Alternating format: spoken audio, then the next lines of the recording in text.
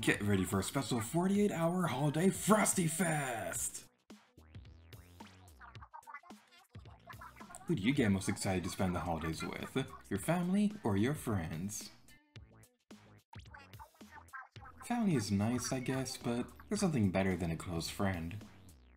A friend who knows how to make you laugh, cheer you up. Who knows your darkest secrets and has your back no matter what. Wouldn't you agree, Pearly?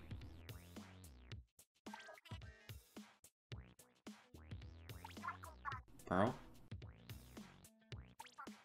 Huh? Sorry, I was daydreaming about Squid this morning. I gave my uncle a live splat bomb as a present. It exploded the moment he took the wrapping paper off. Team family, baby! The holiday season is basically made for families. It's one time of year you get to see your wacky distant relatives. Plus, you don't have to front around your family. You can just be yourself. Oh, well, that's great, Pearl. I'm glad your family makes you happy. But you know what, Marina? You and me? We're off the hook. We're totally family. Aww, in that case, I'm going team family too. Sorry everyone, Pearl and I were both chosen team family, so... The Splatfest is cancelled! What? Just messing. Team family is going down! It's time to decide who do you like to spend the holidays with. Head over to the Splatfest terminal and pick a side.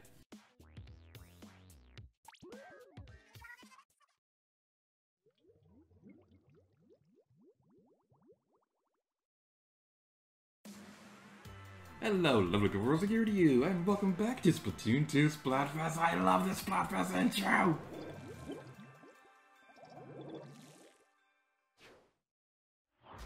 Alright, I gotta say, Christmas is my favorite time of year, so this is probably my favorite Splatfest, or at least one of them. It's very closely tied with a couple other ones. I feel like something now a lot, but I just absolutely love this one. Family versus friends, and the FrostyFest, and I have a bit of a fun story about this particular Splatfest in particular, but let's go over some of the actual things about this Splatfest. So, Family vs. Friends happened from January 4th, 2019 to January 6th, 2019. Like we said before, this is a 48-hour Splatfest. Now, the interesting thing about this one that I mentioned in the previous episode was that this one was actually announced before the Heroes vs. Villains Splatfest, and the reason for that was because, at least the most common theory, is that Nintendo didn't want the data miners to leak the fact that there was going to be a special festive Splatfest, because the information, because the data for the FrostyFest stuff was going to be in the game's coding ahead of time, like what they did with Splatooine. So that's probably the more likely reason why they did that. But as for the actual Splatfest itself, they had some unique changes across Inkopolis when this happened. So a couple of these changes include Inkopolis Square and the outdoor stages having a snow theme. Like we saw at the beginning, it was kind of snowing slightly as the stage was opening. It was a really cool effect they absolutely love, and we definitely will be showcasing Inkopolis towards the end of the episode as well. And probably in like a non-commentated part. I don't know how I'm going to edit that. We'll see when we get there. I don't edit these at the same time that I record these, sometimes. But anyway, some of the other things include the fact that some of the graffiti across the game was also more festive as well. Like some of the characters would be given like holiday hats and things like that. It was a really cute detail. I'm not entirely sure how they pulled it off, whether or not that was like a pre-made graffiti or if they actually changed. They probably did. I was thinking that maybe they changed some of the graffiti that people posted, but the more likely thing was that they probably just made some pre-made graffiti. Like you will see if you're playing this game in like a recon mode or an offline or something like that. I don't know. Can you even do that? I don't know. Now, another really neat feature is that you can see it somewhat subtly on screen right now, But during the last minute of a Splatfest match, you'll also get a really nice looking snowing effect. Oh my god, that's a candle! That is totally a candle! I totally forgot about that. There's a candle on top of the flutter. That was such a cool detail. Oh my goodness, I forgot about that. I didn't watch this footage before recording, but I forgot about that. That's such a good detail.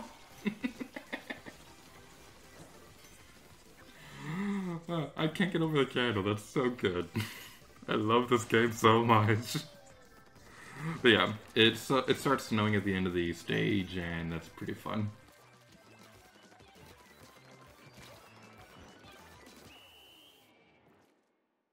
What's also fun is the fact that that shifty station layout's official name is Flutters in the Attic, which is kind of interesting. That's like the one book reference that I actually understand. That's meant to be a reference to Flowers in the Attic, but I didn't like that book, so yeah. And also the Octoling Girl's victory animation is still super adorable. I know I said that every time it appears, but like, you know, just super cute. Octolings are awesome.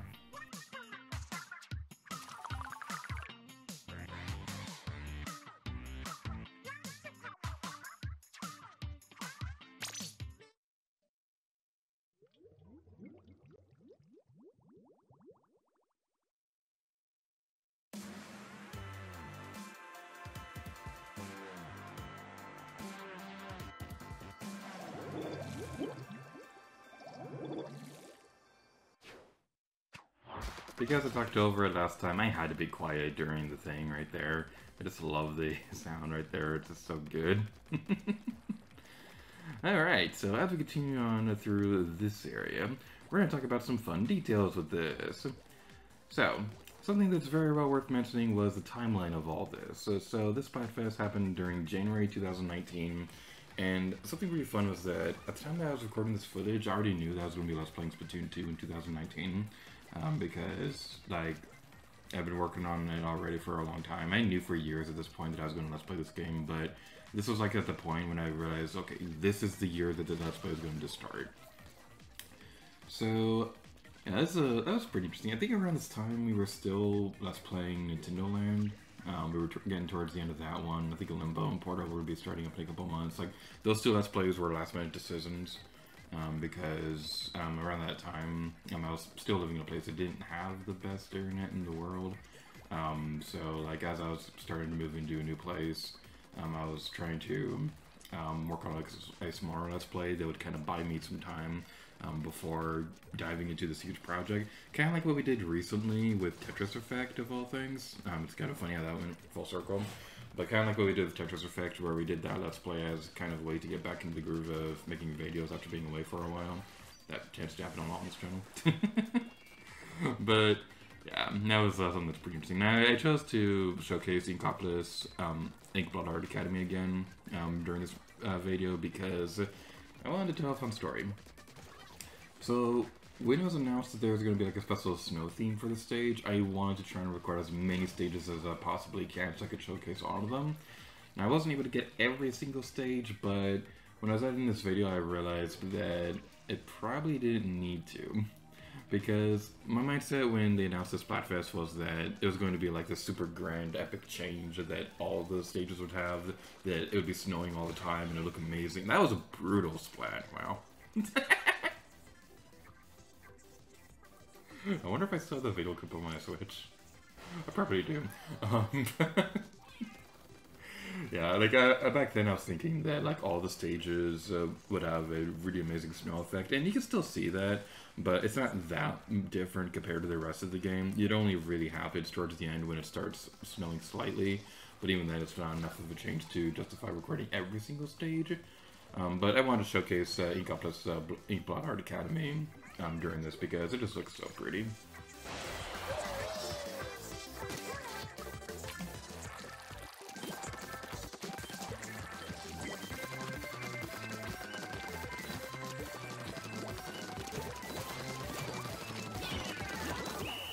Time's up, SpongeBob. Next time I want to play a Splatoon game, I'm going to do a counter for that. I feel like I say that a lot.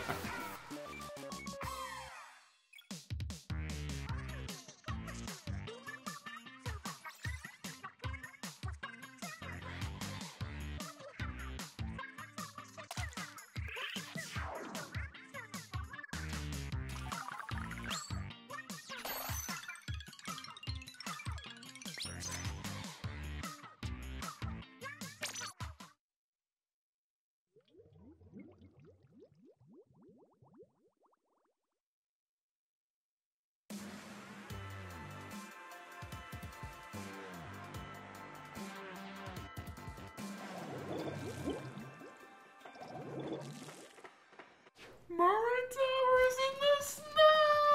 What? This unites two of my favorite things ever! Oh, this is the one I wanted to save the stage for. I wanted to save Moray Towers for a special Splatfest, and I thought this one was probably going to be the best one, because even though, like I said before, I go back and forth between this one and another Splatfest a little bit later, but between which one is my personal favorite, but I decided to showcase Moray Towers in this video because it just looks so pretty in the snow. I had to showcase it. But now let's do something that we haven't been able to do in the past couple episodes, and that's showcase some fun community art things. So today's episode comes from, and I apologize if I mispronounced her name, comes from Josatsu Tea Time on Twitter. They did a commission for Splatoon artwork, and there's actually technically 2 commissions, but we'll be showcasing all of them in today's video. So the first one was Yukiko, Rise, and Chie from Persona 4, cosplaying as Marina, Agent 8, and Octocali. And then there was another commission of, I'm forgetting her name, Queen and Futaba. I forget Queen's actual name, but Queen and Futaba from Persona 5 as Octolings. And I just really liked how these turned out because, like, it's one of my favorite things ever, seeing artwork of characters cosplaying as another character. It's one of my favorite things ever, so that was a lot of fun. I don't know if you're watching this, but if you are, huge thank you for this amazing artwork. Some of my favorite commission artwork that I've ever seen from Splatoon, so huge thank you to you. You're super awesome. What's also super awesome is Moray Towers. I'm kind of getting the feeling that Moray Towers probably isn't going to return in Splatoon 3.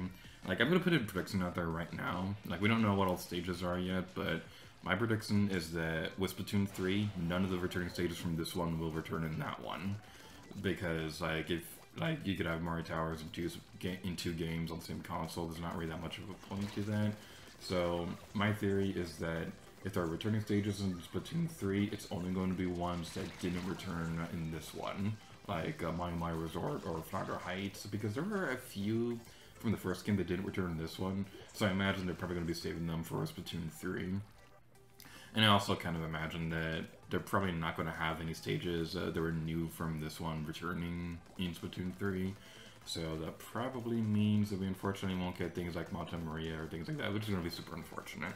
Hopefully Nintendo proves me wrong, because it would be kind of cool if they were able to have a Splatoon game with every stage returning ever. I don't know, like Splatoon Ultimate or something like that. But that would be kind of cool if they were able to pull something like that off. But they're probably not going to do that.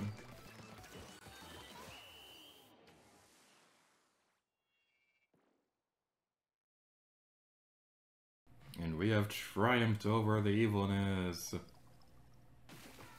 I was also very conflicted on which team to go on with the Splatfest, because Team Family and Team Friends, because, like, Team Friends is the one that Marina goes with, and, like, I did go with waifu bias most of the time, but also, like, Team Family, like, that's the one that I personally would go with. In the end, I decided to go with Team Family, so I'm sorry, Marina, I hope you can forgive me.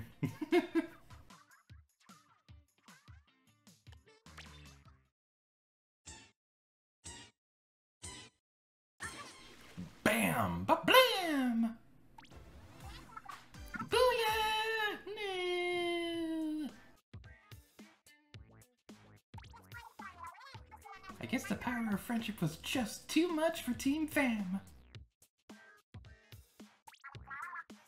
Good work out there, friends. We did it!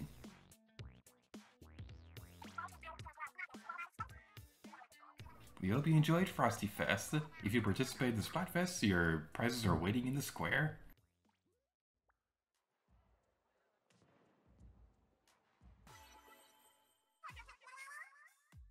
And as we enjoy and accomplish the square at the end of this video, thank you all so much for watching this episode of Splatoon 2 Splatfest. In the next episode, we'll be taking care of February 2019, as we'll be taking care of pancakes versus waffles. So thank you guys so much for watching this episode of Splatoon 2 Splatfest, and next time, need gear to you. Oh yeah.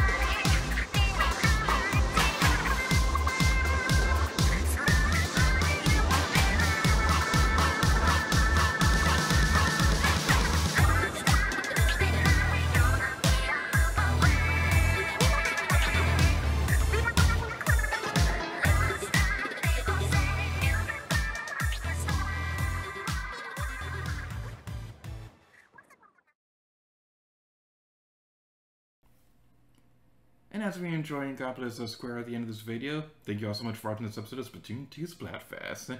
In the next episode, it's going to be February 2019, as we'll be taking care of Pancakes versus Wizards. I got those two Splatfests mixed up.